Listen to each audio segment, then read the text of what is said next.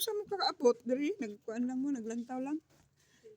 Bisita mi sa kuan taga Dipolog. Taga Dipolog then anhilang pud mo sa Rizal Shrine. Ilahang landmark. Maayo kay nakasulaag mo. Bisita mi sa mong lulo. Okay, daghang kay makita ninyo diri dito sa sa museum niya daghang kaayong mga picture.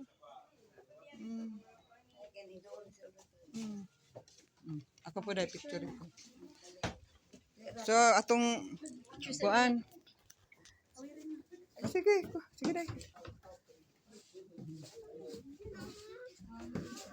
Dito tanaw mama tanaw.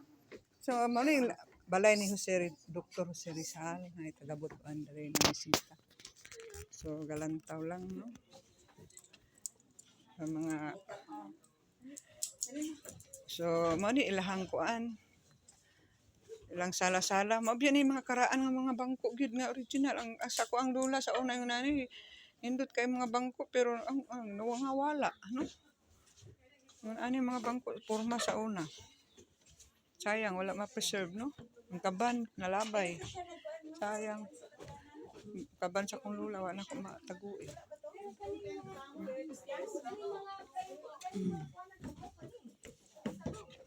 Ayun na ito tagawas exit. Ma-exit ha. Kaya matutas kusina ni Rizal. Kaya nakakuan century na no? 1873, 1996 ha? Ang balay ni Jose Rizal naog nami kay ato mi sa kusina sa taday sa iyang kusina ni Rizal. Oy, dili picturean ka nako.